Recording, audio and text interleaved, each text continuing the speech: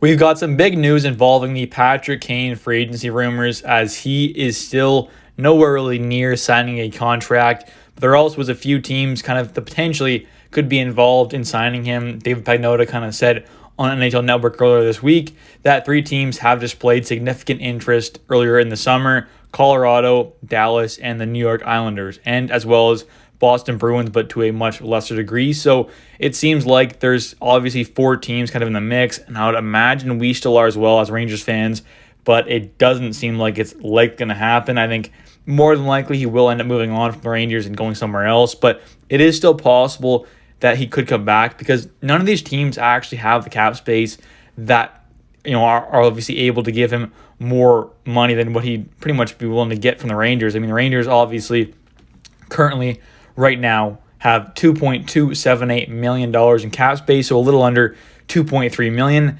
Now, the other teams don't have much more than that. Obviously, we do have to sign Lafreniere still, so that will affect things. But I think we can move around a bit of money here to make things work, to maybe give him a minimum deal like $750K or like $800K, like something very, very low. But I don't really see any of these teams being able to give him, more than $1.5 million, $2 million at most. So it is still realistic that he could still come back to the Rangers, but it all depends on really whether he kind of wants to and the Rangers want to give him that deal. But I'm sure if he wanted to come back to the Rangers on a minimum deal, I'm sure we'd get that done. I'd imagine so, because that would add some insane depth to this team and an insane forward core. But the issue is still that if he wants anything more than $750K or $800K, he can't come back to the Rangers. It just can't happen unless we're trading Gaudreau, which it does not seem like we are. So basically right now, we're probably not going to get Patrick Kane unless he really wants to take a very team-friendly deal. And, it's not like he's going to be able to get, though, like $4 more mil from any other team. I mean,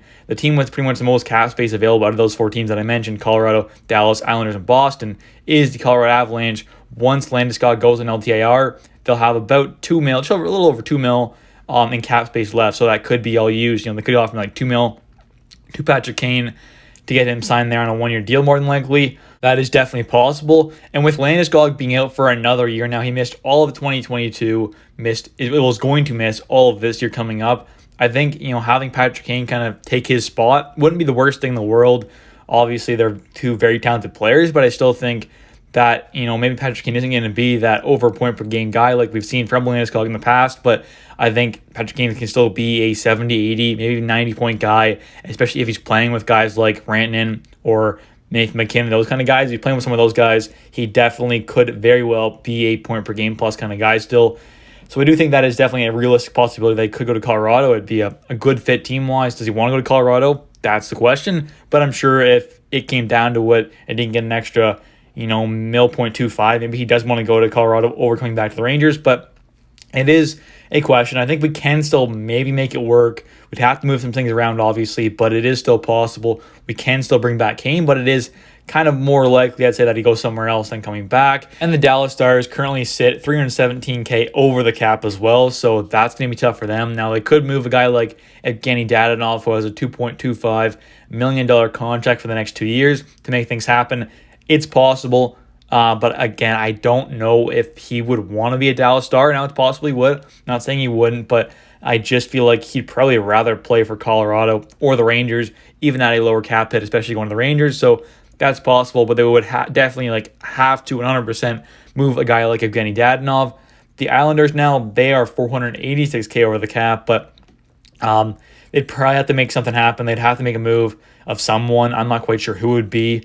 And I can't imagine you'd see a guy like Patrick Kane go to the Islanders on a $750K deal, like a minimum kind of $800K deal or instead of going to a team like the Rangers for a minimum deal, or even Colorado for a minimum deal, or even Dallas for a minimum deal. So I don't see him going to the Islanders. I really don't.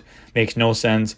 And then Boston. Boston would be interesting, but again, I don't know if he wants to go there. I think he wants to be on a true kind of at least top tier kind of playoff contender like the Rangers, the Stars, or even Colorado, like a really good playoff team who are kind of not locked into a playoff spot, but have a very good chance of at least making the playoffs. I'd imagine he wants to go to one of those teams. So I don't think Boston, the Islanders really make a whole lot of sense. Boston is $429K under the cap, but again, they'd still have to make some kind of move. And I just don't see it happening. Really doesn't make a whole lot of sense for a guy like Patrick Kane, who is probably wanting to win another cup. You have a much better chance of winning a cup with the Stars, Avalanche, or Rangers. So who knows? Maybe you go to Edmonton too. That's a possibility, I guess. But pretty much what I'm trying to say here in this video is none of the teams who are actually going to be contenders for a guy like Patrick Kane have more than $2 million at most to spend on a guy like Patrick Kane. So it is still possible. We can bring Patrick Kane back on a cheap deal, $800K, $750K, something very, very cheap. It is possible, but we'll have to wait and see what happens. But anyways, guys, thanks for watching. Hope you guys have enjoyed. If you have, please smash the like button and definitely comment down below your guys' thoughts on Patrick Kane potentially coming back to the New York Rangers on a one-year deal at an extremely, extremely low cap hit.